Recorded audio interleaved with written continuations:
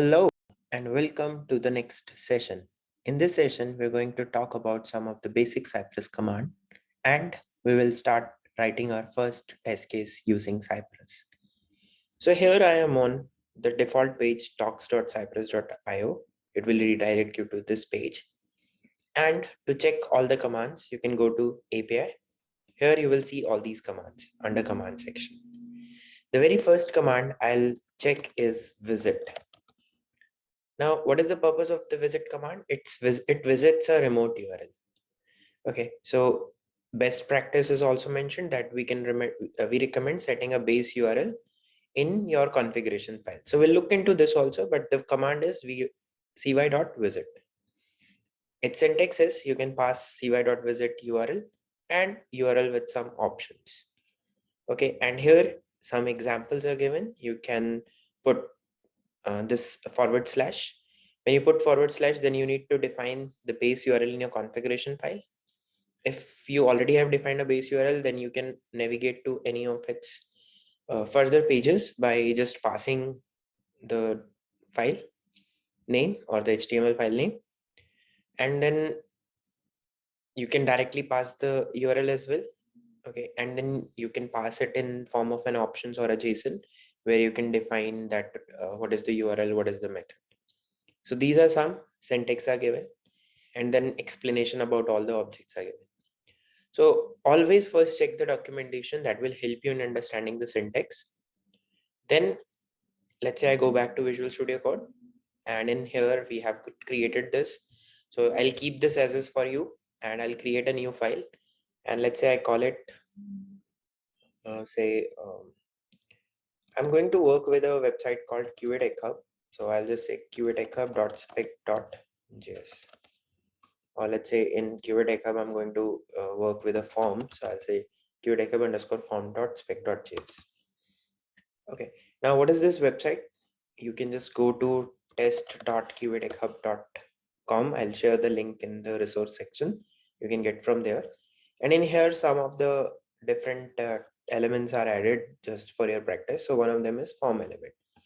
So we're going to visit this page. Okay. I'll copy this URL and we'll come back to our Visual Studio Code. The first thing you need to add the reference.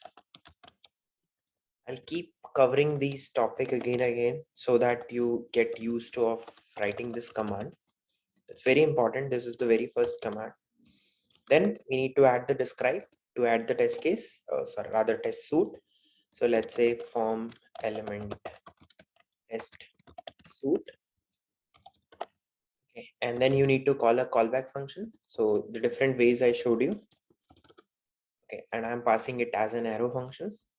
Then we'll pass it. It is a test case. So you need to mention the name of the test case.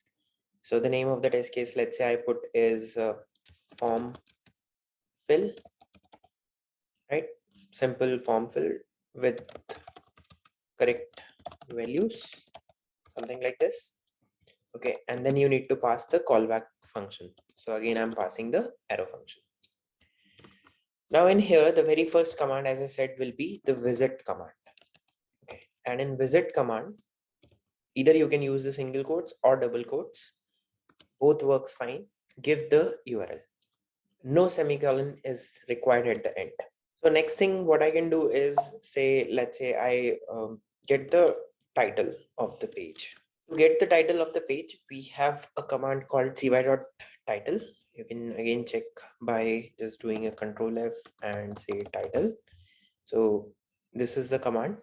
Let's look at how what is the syntax. So again, the syntax is cy.title. You can pass certain options. The list of options are mentioned here. Okay, so I will simply say cy.title. Now what this will do, it will give me the title. So after you got the title, I would like to add an assertion. Okay, now how can you add an assertion? Let me first show you and then we'll go back to the documentation. So here I can simply say dot should. There is a method called should which accepts two arguments. First argument will be what do you want to do with it, like what comparison you want to do. So I can say I want to equal, like I want to check that it's equal to the expected value. Now, what is the expected value? If we go back to the title of the page, here you can see uh, this one. So here you can see the title of this page is form elements, right? So I can say form elements, E capital. Okay, so this is what I'm expecting.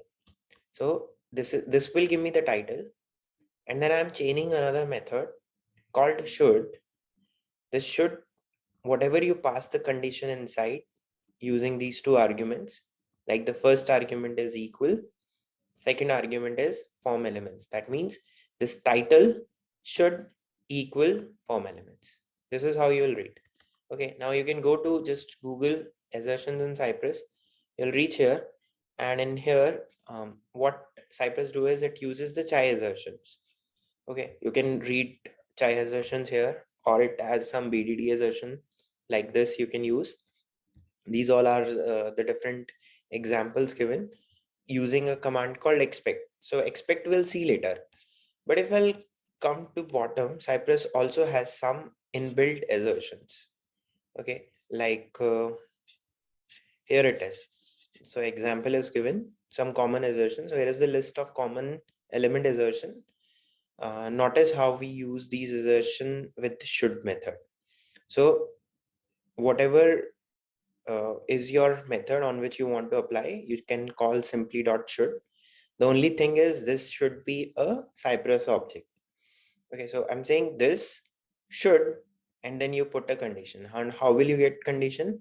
All these methods which you see in the chai jQuery, in the chai jQuery method, see this expect becomes should, and all these what you see here becomes the condition, and this becomes the value, right?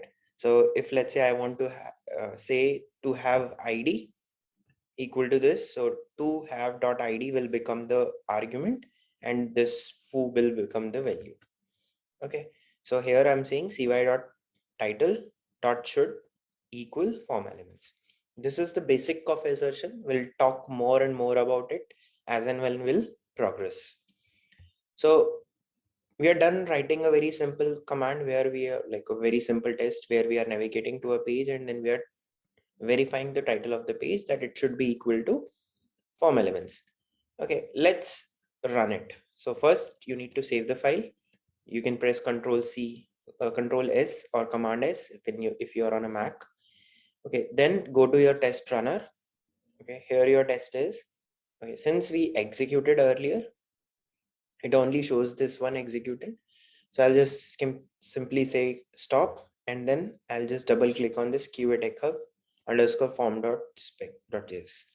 So when you double click on it, it opens up the browser, right? In the left, it will show you the test suite and the test cases, and in the right, it will execute. See, first it is navigating to that page, it navigated, okay, and then it executed that second command where we are verifying the title. So the verification of the title is correct. Your assert statement is passing, that's why it shows in green. In case it will fail, you will get it in red color. So expected value was form elements, and it is equal to form elements, right? Just to show you how the step will fail, I'll go back to my Visual Studio Code, and let's say I just change this value from form element to form elements. I save the file, and as soon as you go back, you can see you don't even have to run the test. It automatically has executed the test execution, and now your test is failing. So this is how a failing test looks like, where you will get the message in red color.